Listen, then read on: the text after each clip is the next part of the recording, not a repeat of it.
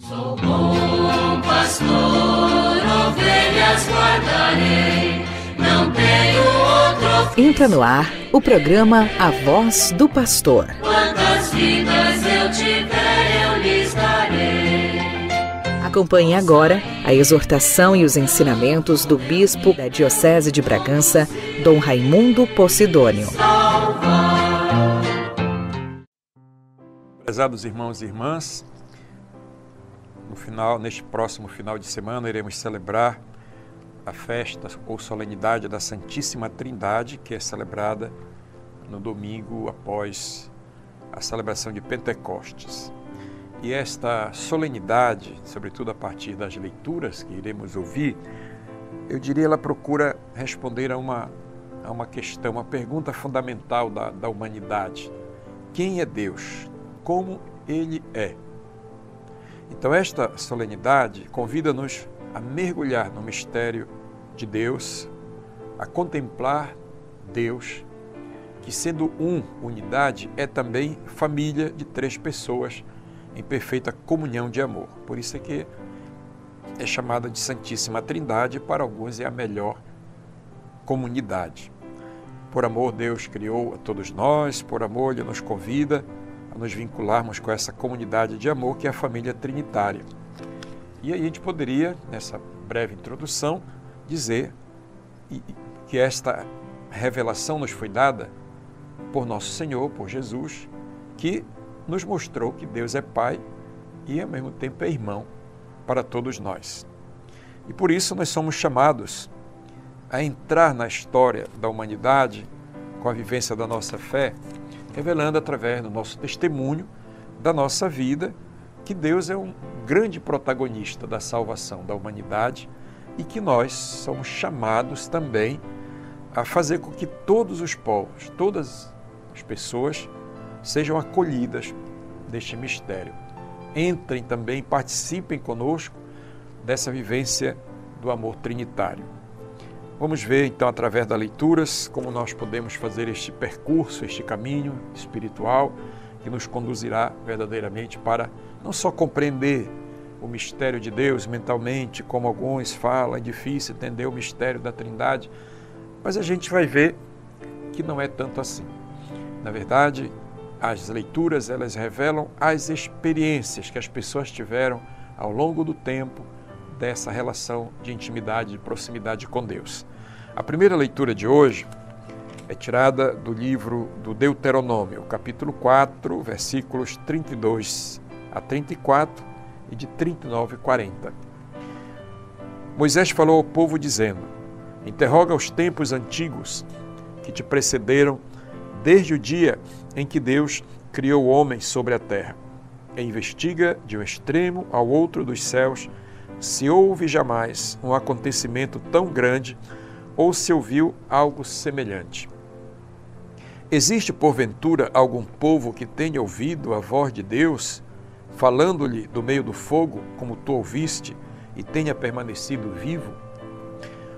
Ou terá jamais algum Deus vindo escolher para si um povo entre as nações, por meio de provações, de sinais e prodígios, por meio de combates, com mão forte e braço estendido, e por meio de grandes terrores, como tudo que por ti o Senhor vosso Deus fez no Egito, diante de teus próprios olhos? Reconhece, pois, hoje, grava-o em teu coração, que o Senhor é o Deus, lá em cima no céu e cá embaixo na terra, e que não há outro além dele. Guarda suas leis e seus mandamentos, que hoje te prescrevo, para que sejas feliz tu e teus filhos depois de ti, e vivas longos dias sobre a terra que o Senhor Deus, o Senhor teu Deus, te vai dar para sempre. Então, irmãos e irmãs, este livro do Deuteronômio é o livro da lei. Deuteronômio é a palavra que significa segunda lei. Então, neste texto, há podemos dizer assim, uma proposta que vem de Deus através de Moisés, para que o povo possa verdadeiramente colocar dentro do coração essa relação entre Deus e o povo de Israel e ver como essa relação é tão maravilhosa, como Deus, digamos assim, tem se empenhado para viver esta relação de intimidade com seu povo. O autor, podemos dizer assim, ele, Moisés aqui, né, apresenta essa figura de Moisés para mostrar como Deus cuida com carinho do seu povo, desde a criação, passando ali, né, pela libertação do povo lá do Egito. A gente pode ver isso depois durante o exílio da Babilônia, como Deus quer ser fonte de vida, de salvação, de felicidade, de liberdade, independentemente da situação em que esse povo esteja mergulhado. Em qualquer fase da sua história, Deus está lá. Às vezes o povo cai em alguma realidade de sofrimento, de dor, como a escravidão, o exílio, mas Deus não abandona. Apesar das infidelidades do povo, Deus é fiel. Então aqui, nessa primeira leitura, na festa da Santíssima Trindade, este autor nos convida, como convidou o povo de Israel, a contemplar a história desde o dia em que Deus criou o ser humano sobre a terra. Então, e aí, olhar, contemplar essa história da presença de Deus no meio da humanidade. E vai colocando, podemos dizer assim, de um modo muito belo, muito significativo, fazendo comparações, se já houve algum Deus sobre a face da terra que tenha tido o carinho de Deus, o cuidado de Deus pelo seu povo. A gente sabe que o acontecimento fundamental e central da história de Israel foi exatamente o que aconteceu lá no Egito, com a escravidão do povo de Israel no Egito. E Moisés lembra, e ele é protagonista dessa história, que Deus escutou o clamor do seu povo, condenado à morte pelo poder do faraó. Falou a Moisés no meio da sarça ardente e propôs, então, um caminho de libertação para a terra prometida. E ao longo do caminho, ao longo da história, como diz o texto, realizou tremendas maravilhas para que o povo verdadeiramente pudesse fazer este caminho. A gente poderia dizer, em outras palavras, Deus que derrotou o faraó, todas as suas prepotências, da sua violência. Deus foi, ao longo deste momento em que queria libertar o povo, verdadeiramente mostrando o chamado braço forte. Um Deus que vai libertando das amarras da escravidão o povo que está lá dominado por um tirano. Então Deus não quer ninguém escravo. Então ele vai conduzindo realmente o povo. A libertação do povo do Egito é um acontecimento fundamental. E não é um acontecimento isolado da história. Pelo contrário, é uma continuação. Deus vai continuar ao longo do tempo, ao longo da história, a dar sinais dessa presença. Por exemplo, um aspecto importante aqui da fala de Moisés é a questão da lei, dos mandamentos. Né? Deus colocou os mandamentos para que aquele povo pudesse contemplar e aproximar ainda mais a sua vivência da proposta de Deus, da vontade de Deus. Se a gente lê os mandamentos com essa ótica, nós vamos ver quanta expressão de amor de Deus existe ali, quanto cuidado de Deus, quanta coisa nós podemos também fazer para viver intensamente esta relação de intimidade com Deus. Então, irmãos, eu diria que este livro, essa leitura, ela vai nos ajudando também nós a ter uma clareza sobre este rosto de Deus que nos é apresentado aqui. A face de um Deus bondoso, carinhoso, um Deus próximo, libertador, independente das circunstâncias que esse povo encontra, que coloca uma lei para que esse povo possa viver de acordo com a sua vontade e, nesse sentido, é o caminho, eu diria, que nos leva também a nos libertar de todas as nossas dependências, escravidões, servidões, para viver intensamente este caminho de felicidade que o Senhor nos propõe. Eu diria a vocês que estão aí nas comunidades ou vão ler isso em família, leiam com carinho, com cuidado o livro este livro do Deuteronômio, que nos é apresentado, que é uma verdadeira catequese sobre a quem Deus é. E aí a gente já pode dizer, temos uma resposta preparada para responder àqueles que não acreditam em Deus. Quem é Deus para você? Deus está aqui, revelado desta forma ao longo da história do povo hebreu. Na nas letras, nas palavras, nós encontramos verdadeiramente essas maravilhas que Deus operou. E lembre uma coisa interessante, que Nossa Senhora, quando canta o Magnífica, ela vai revelar isso, né? Que quanto Deus foi fiel ao povo de Israel, quanto Deus fez maravilhas pelo seu povo. E é um reconhecimento tão distante, digamos, desses que aqui são revelados no Deuteronômio, mas o povo hebreu tinha consciência dessa presença de Deus. Que essa leitura nos faça verdadeiramente mais seguros na nossa fé, na nossa fidelidade a este Deus, e que nós possamos testemunhar isso diante da humanidade de hoje. Estamos apresentando A Voz do Pastor. Apresentação Dom Raimundo Posidônio.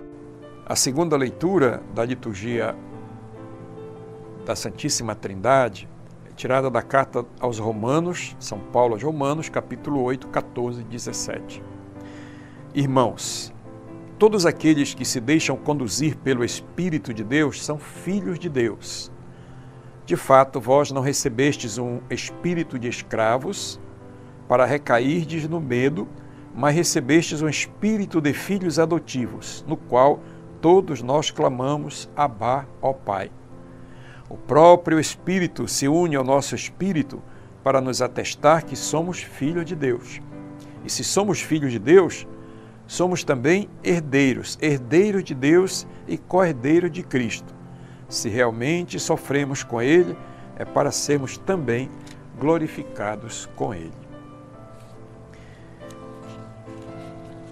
É muito bela esta fotografia de Deus que Paulo de Tarso nos deixa nesta página da carta aos Romanos. É uma maravilha, né? Descreve-nos um Deus que nos ama profundamente, que nos quer plenamente integrados na sua família, e nós, embalados aí por sua ternura, cheios de confiança e de admiração, voltamos-nos para Ele e dizemos-lhes, Abá, Abá. Que palavra bonita, né? Para falar de Deus. A gente poderia dizer, não é só uma fotografia de Deus, mas uma fotografia de toda a família. Que extraordinário retrato de família que nós encontramos aqui. E vejam bem a relação, podemos dizer, que existe de um retrato falado de Deus na primeira leitura de hoje, né? Que bela leitura do Deuteronômio ali, nas palavras de Moisés, e já no Novo Testamento, séculos e séculos depois, São Paulo vai dizer, com outras palavras, quem é este Deus para nós. Então, nesta carta que Paulo escreveu aos Romanos, ele nos mostra verdadeiramente, né, eu diria até de forma simples, muito carinhosa, a relação que nós devemos ter com Deus, com a Santíssima Trindade.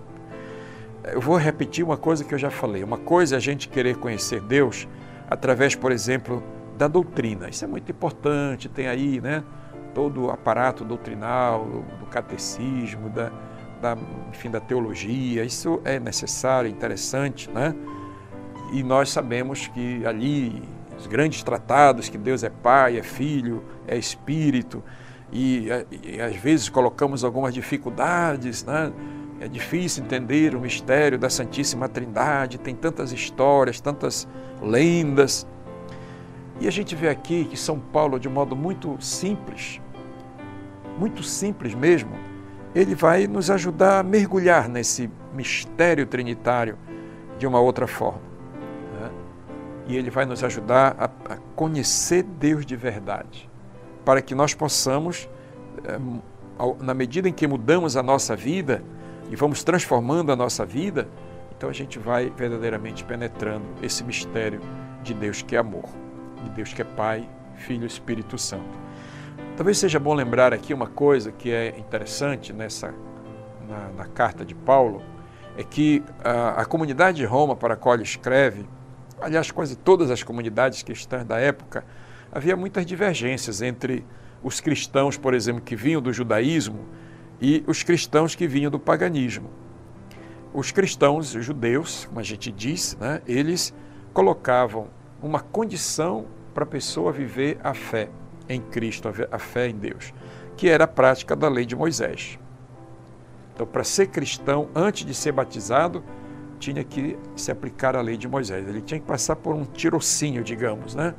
Um momento propedêutico para chegar a viver o batismo. Era uma proposta, às vezes, assim, quase dura, né? De observância da lei e ponto. Enquanto que para os pagãos, a adesão a Cristo bastava. Aderir a Cristo era o suficiente. Então, para uns e para outros, São Paulo vai apresentar o essencial da mensagem cristã, que é, sobretudo, o fato da salvação não ser uma conquista humana que resulta de atos ou méritos, né, do ser humano, como aqui a gente alega muitas das vezes, mas a salvação é um dom do amor de Deus. É Deus que quis operar esta salvação no meio de nós, às vezes até sem mérito nenhum da nossa parte. Então, nesse sentido, a proposta que Paulo nos apresenta é a vida nova que Deus oferece àquele que quer verdadeiramente viver uma comunhão de vida com Ele. E o sinal é o batismo. Mas para chegar ao batismo, precisa, evidentemente, de uma conversão. Paulo procura mostrar que os cristãos, eles não precisam da lei, importante isso, né, para viver essa realidade da vida nova, precisam, na verdade, mudar suas atitudes, seus comportamentos, da demonstração de uma vida nova, adequada a essa proposta que vem de Jesus, né? E Paulo chama isso de vida no Espírito, né? É um pensamento verdadeiramente que é o ponto culminante da catequese ou da teologia paulina, pois todos os grandes temas de Paulo, eles mostram a ação de Deus em favor de todos os homens e mulheres. É uma ação libertadora que passa através da sua vida, uma vida doada, até com a morte, mas também com a sua ressurreição. É uma realidade de vida nova, que não encontramos em lugar nenhum. Lembra da primeira leitura? Não encontramos um Deus igual a este. E os judeus do Velho Testamento nem conheceram Jesus. E Paulo vai dizer: nós não temos e nem podemos ter uma outra imagem de Deus a não ser esta que ele apresenta aqui.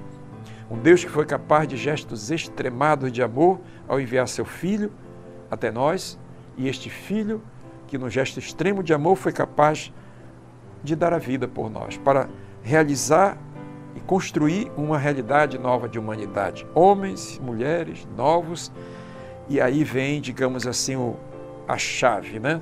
Vem o X da questão, nos tornar filhos dele. Aqui a gente diria, as coisas se cruzam, né? As coisas se interpenetram. A realidade de um Deus que parece estranho, longe, distante, e um Deus que se coloca aqui, bem no meio de nós. Assim como ele é no céu, ele é na terra. Não existe diferença de Deus. E aí, essa face de Deus é apresentada como Pai por Jesus. Essa é a vida nova do Espírito, que refletida em nós, exige de nós, podemos dizer, essa vida nova, de homens e mulheres novos, como vai nos dizer São Paulo ali em outros momentos, né, das suas cartas, da sua teologia. E ele vai dizer: olha, não existe coisa mais bonita do que sermos chamados filhos adotivos de Deus, né? Então Deus passa a ser um Pai que nos recria, nos dá vida nova e passamos a integrar a família de Deus. Já não somos escravos, já não somos estranhos, não podemos ter medo de Deus, né? A gente às vezes tem a ideia de um Deus ciumento, um Deus castigador, um Deus, né? Ali falava Moisés, um Deus forte, às vezes até violento. Não, Deus não é esse Deus, Ele não castiga, Ele não é um patrão, Ele não é ciumento, Ele é Pai, né?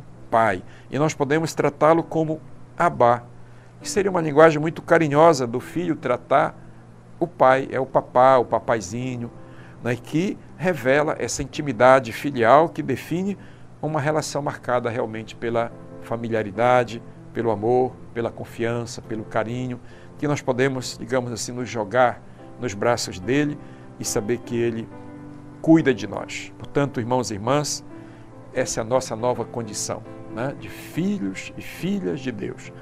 Tornamos-nos herdeiros de Deus. e herdeiro de Cristo, ou através de Cristo.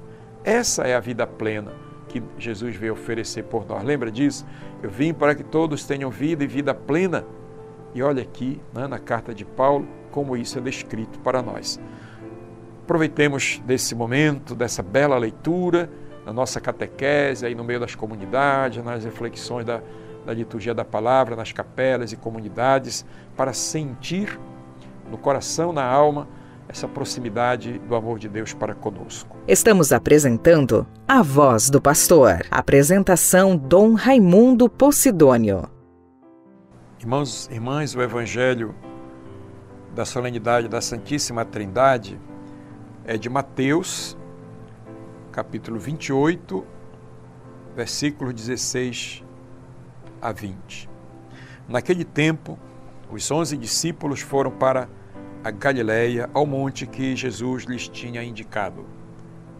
Quando viram Jesus, prostraram-se diante dele. Ainda assim, alguns duvidaram. Então Jesus aproximou-se e falou: Toda autoridade me foi dada no céu e sobre a terra. Portanto, ide e fazei discípulos meus todos os povos, batizando-os em nome do Pai e do Filho e do Espírito Santo, e ensinando a observar tudo o que vos ordenei. Eis que eu estarei convosco todos os dias até o fim dos tempos, até o fim do mundo. Essa, irmãos e irmãs, é a palavra do Evangelho deste domingo, que assim a gente poderia perguntar, né, onde é que está revelado aqui o mistério da Santíssima Trindade, né, nesse Evangelho. Mas, na verdade, há uma frase que é singular, digamos assim, né, e que já é reflexo de uma grande experiência que aquele povo tinha do mistério trinitário, que nos foi revelado por Jesus e depois, evidentemente, autenticado, né, pela presença do Espírito Santo no meio da comunidade, como a gente viu no domingo passado, o domingo de Pentecostes. Então, antes de falar propriamente sobre isso, vamos lembrar aqui alguns aspectos que são interessantes, né, deste Evangelho. Uma das primeiras coisas que eu diria, né, é que Jesus dá uma espécie de orientação aos discípulos, lembre, né, através das mulheres, né, digam para eles irem para a Galileia. E a Galileia não é só agora um lugar geográfico, né, mas é o lugar onde tudo começou. Guardem bem isso, né, isso é muito importante na compreensão do Evangelho de Mateus, quando ele coloca o início da pregação do Evangelho lá na Galileia, e agora no fim Jesus volta à Galileia para dizer uma coisa que é importante, nós vimos aqui, agora tudo vai, né, continuar daqui, deste lugar. Então, em primeiro lugar, nós temos que, digamos, entender e compreender o porquê desse deslocamento, né, que Jesus faz, não em Jerusalém, não ali nos lugares comuns, né, que nós estamos habituados, mas num lugar lá distante, né? Num lugar lá, eu diria, periférico, um lugar que ninguém dava praticamente nenhum valor. E dali ele dá uma ordem, uma ordem propriamente, mas uma orientação que vai valer para toda a vida da igreja, né? Que é exatamente compreender o significado da sua presença, toda autoridade me foi dada sobre o céu e sobre a terra, né? E agora ele indica um caminho novo para esta humanidade. Vindo do céu, trabalhando, vivendo aqui na terra, ele agora vai, digamos, oferecer essa possibilidade de salvação para todas as pessoas. É importante, portanto, nós, nessa leitura aqui, nos entender o significado deste envio, né? O significado deste envio. A fonte do envio é o Pai. É de ter autoridade no céu e na terra. A missão vem de Deus. Dessa comunhão trinitária nasce, digamos assim, esse deslocamento, falar uma palavra feia aqui, né? De Deus para o meio da humanidade, para viver uma comunhão, Lembra de novo da primeira leitura? Dessa proximidade. Deus está lá no meio do povo. Ninguém fez coisas tão belas como Ele. E Jesus, depois de ter realizado esse encontro, né, com a humanidade, a missão dele era essa, enviada do Pai, agora Ele envia os discípulos. Eles terão a mesma missão que Ele teve, que é a salvação do mundo. O Pai enviou o Filho para redimir o mundo. O Pai e o Filho nos enviam o Espírito Santo como nosso Consolador, advogado, para realizarmos a nossa missão. Então, nesse sentido, é bom a gente ter claro isso, bem claro, qual é o nosso papel nessa história, né? Essa história, ela vem do alto, passa por Jesus aqui na terra, propondo o reino com palavras e gestos, e agora, depois de morto, ressuscitado, vai subir ao céu. Aí ele diz, agora vocês vão para longe, né? Vocês vão para todas as realidades da vida de humanidade que existe no mundo. Não é mais para ficar aqui recolhidos nesta bolha de Jerusalém ou da Galileia, né? Na verdade, a Galileia, de novo, é o ponto de partida para essa nova realidade. Então, ele vai seguir, ou vai indicar este caminho a seguir. Por isso, irmãos, a festa de hoje é uma festa muito bonita, né? Para nos ajudar a entender o significado da nossa missão, do nosso papel, quanto nós ainda temos que fazer para que Jesus continue a ser anunciado, proclamado, quanto nós ainda temos que caminhar, né, no ponto de vista da nossa igreja, para levar o conhecimento do Senhor a todos os povos da terra. Estamos apresentando A Voz do Pastor. Apresentação Dom Raimundo Posidônio. Irmãos e irmãs, eu tenho a alegria de apresentar a vocês o decreto de criação da região episcopal que foi denominada Dom Luiz Ferrando. É costume que nós temos aqui na diocese de estabelecer não uma divisão propriamente, diríamos, né, mas uma setorização para facilitar a proximidade das diversas regiões da nossa diocese. E o nome dado, uma homenagem muito justa a Dom Luiz Ferrando. Então, esse foi um decreto assinado por Dom Jesus, enquanto ainda bispo titular, por mim e, evidentemente, pelo nosso chanceler. Considerando a necessidade pastoral, a urgência da evangelização, as distâncias de nossas paróquias, de acordo com o que nos indica o documento de Aparecida, e visando o bom governo desta igreja local e o necessário apoio aos senhores bispos, segundo o que estabelece o Código de Direito Canônico, determinamos a criação de mais uma região episcopal na Diocese de Bragança do Pará.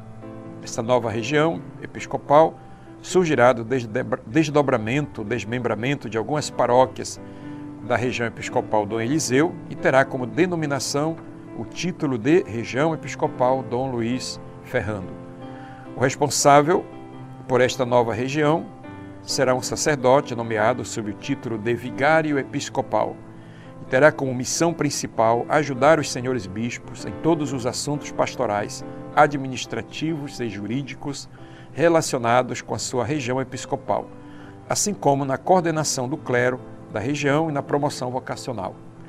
Desta forma, a região episcopal Dom Luiz Ferrando compreenderá as paróquias do Sagrado Coração de Jesus, Santa Teresinha do Menino Jesus, São José Operário e a área pastoral Santa Luzia, pertencentes ao município de Paragominas e a paróquia de Nossa Senhora do Perpétuo Socorro de Ipixuna do Pará.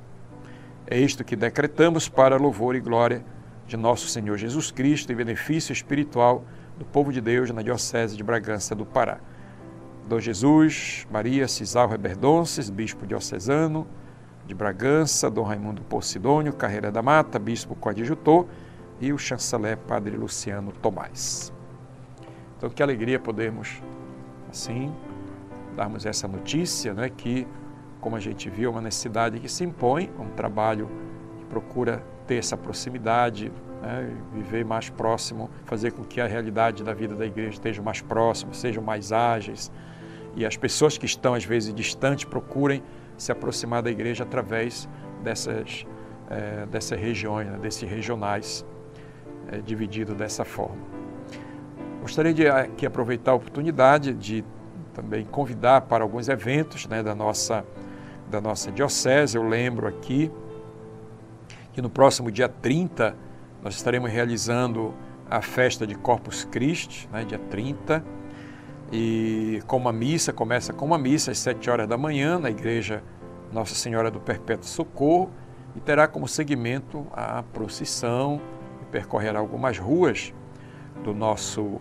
da nossa cidade de Bragança, caminhando aí sobre os tapetes que serão preparados pelas paróquias e diversos grupos diocesanos até o ginásio Corolão, onde haverá a bênção solene do Santíssimo Sacramento. Eu lembro, sobretudo aos párocos e mais a todo o povo de Deus, e faço um apelo, que na festa de Corpus Christi, as coletas das missas serão destinadas a ajudar os nossos irmãos e irmãs do Rio Grande do Sul, como a gente sabe, estão passando ali por grave dificuldade devido às intempéries do tempo que se abateu sobre aquela região.